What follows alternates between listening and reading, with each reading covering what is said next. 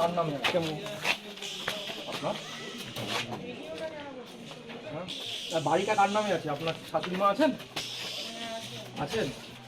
আর স্বামী আছেন? এই বাড়িটা কার নামে আছে? হ্যাঁ, একটু শাশুড়ি মাকে একটু ডাক দিন, কথা বলুন। ঠিক আছে, অফ করছে, আপনি ডাক দিন। ঠিক আছে, ক্যামেরার আগে কাইন্ডলি ডাক দিন।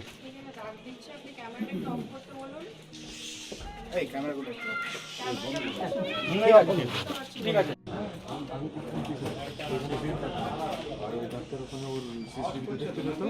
তারপরে ফোন করতে তারপরে আধা ঘন্টা করে আমি বেল দিলাম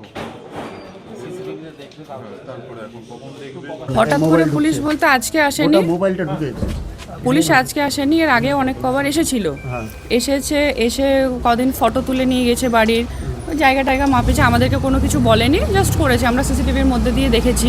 তারপরে হঠাৎ একদিন এসে পুলিশ নোটিশ দেয়, এটা আমরা ঠিক বুঝতে পারি না, তো বলে আমাদের লয়ারের সাথে কন্ট্যাক্ট করতে।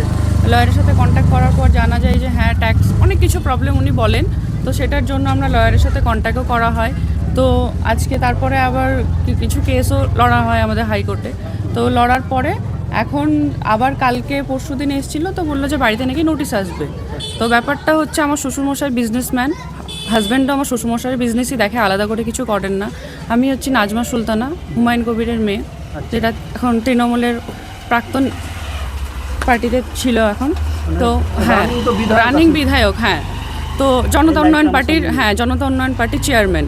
তো ব্যাপারটা প্রবলেমটা হচ্ছে আমার বাবাকে সামনে রেখে এই জিনিসটা করা হচ্ছে, যেহেতু আমাদের আলাদা করে কোনো কিছু প্রবলেম হবে না, কারণ ওনার ক্ষতি করার জন্য আমাদের সাথে এই দুশ্মনীটা করা হচ্ছে। কারণ রাজনৈতিকের জন্য, কারণ বাবার ক্ষতি কিছু করতে পারছেন না এই বাবরি মসজিদ নিয়ে, এটা মমতা ব্যানার্জি করছে, মমতা ব্যানার্জি লোক করছে। কারণ আমাকে হাইলাইট করা যে মেয়ের বিজনেসম্যানের বাড়িতে বিয়ে হয়েছে, মেয়ের বিজনেসম্যান, মেয়ের নিজের প্রপার্টি আছে, মেয়ের প্রপার্টি থাকতেই পারে, কারণ আজকাল সবাই ভালো জায়গায় মেয়ের বিয়ে দেয়, শ্বশুরের কিছু থাকলে মেয়েকে তো দেবে। তাহলে আমাকে হাইলাইট করা, আমার হাজব্যান্ডের কি আছে, আমার হাজব্যান্ডের কটা গাড়ি আছে, কটা বাড়ি আছে, আমার কটা জায়গায় সম্পত্তি আছে, এগুলোকে নিয়ে হাইলাইট করে আমাদেরকে ফাঁসানোর একটাই রিজন হচ্ছে যে আমার বাবাকে নিচে নামাতে চাওয়া। পরবর্তীতে আপনারা কোথায় যাবেন আবার? সেটা তো বলা যাচ্ছে না যে পরবর্তীতে কোথায় যাচ্ছি, কি করছি, পরিস্থিতি অনুযায়ী দেখা যাবে, কিন্তু এটা শুধুমাত্র ফাঁসানোর জন্য হচ্ছে। পুলিশ যেটা দাবি করছে যে এটা ভারত সরকারের অর্থ দপ্তর থেকে বাজেয়াপ্ত করার নির্দেশিকা এসছে। হ্যাঁ, কি বলবেন? রাজ্য সরকার না, এটা নাকি কেন্দ্রীয় সরকারের নির্দেশ? কেন্দ্র সরকারের নির্দেশে, কিন্তু এটা রাজ্য সরকারের পুরোপুরি হাত আছে, এটা রাজ্য সরকারই করাচ্ছে। মানে রাজনৈতিক চক্রান্ত।